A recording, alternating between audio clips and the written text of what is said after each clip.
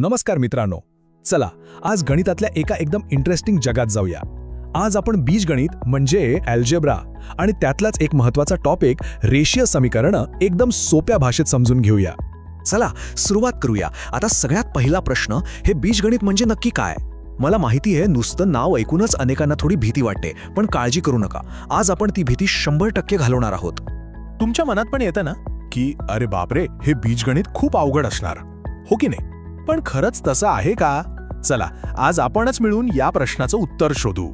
एक काम करूया, बीजगणिताला ना एक गमतीशीर कोढ्यांचा खेळ समजूया. हो खरंच, एक असा खेळ ज्यात आपल्याला काहीतरी लपवलेल्या गोष्टी म्हणजे अनोळखी किमती शोधायच्या आहेत. म्हणजे आपण सगळे झालो डिटेक्टिव्ह. बरं, मग या डिटेक्टिव्हच्या खेळात आपलं सगळ्यात महत्त्वाचं टूल म्हणजे साधन काय आहे? ते आहे समीकरण. मग आता हे समीकरण म्हणजे काय असतं? चला बघूया. ही झाली एकदम पुस्तकातली व्याख्या. थोडीशी अवघड वाटते नाही का?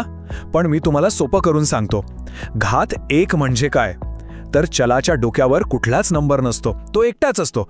आणि रेषीय का म्हणतात? कारण याचं उत्तर काढल्यावर ग्राफवर एक सरळ रेष तयार होते. पण थांबा, एवढा अवघड नको. आपण एक साधं सोपं उदाहरण बघूया, म्हणजे लगेच लक्षात येईल. हे बघा, x अधिक y बरोबर 7. एकदम साधं समीकरण आहे. इथे x आणि y काय आहेत? हेच तर आपल्या कोड्यामधले दोन लपलेले भाग आहेत. आणि यांनाच आपण गणिताच्या भाषेत चले किंवा मग इंग्लिशमध्ये व्हेरिएबल्स असं म्हणतो. ओके, मग आता पुढचा प्रश्न. या समीकरणाची उकल काढायची म्हणजे काय करायचं? उकल म्हणजे एकदम सोपा आहे. x आणि y च्या जागी अशा कोणत्या संख्या ठेवल्या की उत्तर 7 येईल, बस एवढंच शोधायचंय. आणि हे कसं करायचं ते मी तुम्हाला दाखवतो. चला आपण किमती टाकून चेक करू. समजा आपण x च्या जागी 3 आणि y च्या जागी 4 ठेवले, मग काय होईल? 3 अधिक 4 किती झाले? 7. अरे वा, म्हणजे आपलं समीकरण बरोबर आलं. याचा अर्थ 3,4 ही त्याची उकल आहे. आता दुसरी जोडी घेऊ, 2,4. x च्या जागी 2 आणि y च्या जागी 4. मग 2 अधिक 4 हे तर 6 झाले. आपल्याला तर 7 पाहिजे होते. म्हणजे ही जोडी चालणार नाही, ही उकल नाही. बघा, आहे की नाही सोपं? चला आता बीजगणिताच्या सगळ्यात इंटरेस्टिंग भागाकडे जाऊया, म्हणजे शाब्दिक उदाहरणं. हो तेच, वयाची गणितं, वस्तूंच्या किमतीची गणितं, जी आपल्याला रोजच्या आयुष्यात पण उपयोगी पडतात. ही गणितं समीकरणांनी कशी चुटकीसरशी सोडवायची ते बघूया. हे बघा, हे एक असं उदाहरण आहे जे परीक्षेत हमखास विचारलं जातं. चला आपण हे एकदम स्टेप बाय स्टेप आरामात सोडवू. ओके, तर पहिली स्टेप काय? आपल्याला जे माहीत नाहीये त्याला नाव द्यायचं.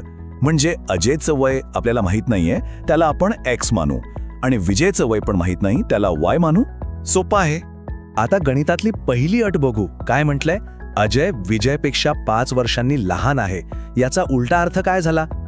बरोबर, विजय अजयपेक्षा 5 वर्षांनी मोठा आहे. म्हणजे विजयचं वय y हे अजयच्या वयापेक्षा x 5 ने जास्त आहे. झालं, मिळालं आपल्याला पहिले समीकरण, y बरोबर x अधिक 5. आता दुसरी अट, त्यांच्या वयांची बेरीज 25 वर्ष आहे. हे तर एकदमच सोपं आहे.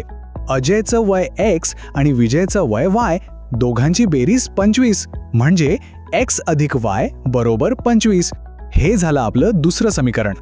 आता बघा, आपल्याकडे 2 समीकरणं आहेत. आता गंमत बघा, आपल्याला पहिल्या समीकरणात y ची किंमत मिळाली आहे. y म्हणजे काय? x अधिक 5. हीच किंमत आपण दुसऱ्या समीकरणात y च्या जागी ठेवूया. आणि आता काय? आता फक्त हे सोपं समीकरण सोडवायचं आहे.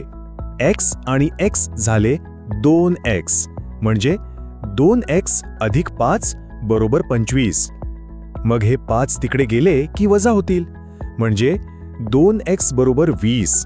आणि 20ला 2 ने भागल्यावर x बरोबर 10. मिळालं उत्तर. हे बघा, सुटलं आपलं कोडं. x म्हणजे काय होतं? अजयचं वय. तर अजयचं वय आहे 10 वर्षे. पाहिलं, समीकरणं बनवली की मोठ्यातलं मोठं शाब्दिक गणित किती सोपं होतं. ओके, आतापर्यंत मी तुम्हाला समजावून सांगितलं. आता तुमची वेळ आहे. बघूया तुम्हाला किती समजलंय ते. तुमचा कॉन्फिडन्स वाढवण्यासाठी आपण एक प्रॅक्टिस क्वेश्चन घेऊया.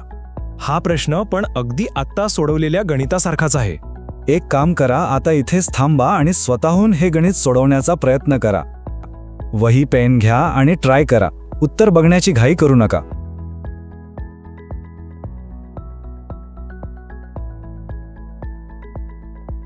चला सोडून झालं असेल तर आता आपलं उत्तर चेक करूया. बघा इथे पण तसंच केलंय. आधी 2 समीकरणं बनवली, मग एकाची किंमत दुसऱ्यात टाकली आणि उत्तर आलं दीपिकाचं वय 14 वर्षे आणि प्रियंकाचं वय 20 वर्षे. अरे वा, ज्यांचं हे उत्तर आलंय त्यांचं खूप खूप अभिनंदन. तुमचं उत्तर अगदी बरोबर आहे. खूप छान. आज आपण बऱ्याच महत्त्वाच्या गोष्टी शिकलो.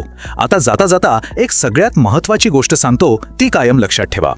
बीजगणितात जर तुम्हाला एकदम परफेक्ट व्हायचं असेल तर त्याचं एकच सिक्रेट आहे आणि ते म्हणजे प्रॅक्टिस. हो, तुम्ही जेवढी जास्त गणितं सोडवणार तेवढा हा विषय तुम्हाला सोपा आणि तुमचा मित्र वाटू लागेल.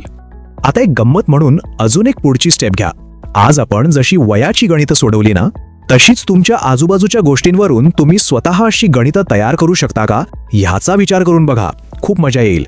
जर आजचं हे सगळं स्पष्टीकरण तुम्हाला समजलं असेल, आवडलं असेल, तर नक्की तुमचा सपोर्ट दाखवा. आपण पुन्हा भेटूया पुढच्या वेळी गणितातलाच एक नवीन टॉपिक घेऊन. धन्यवाद.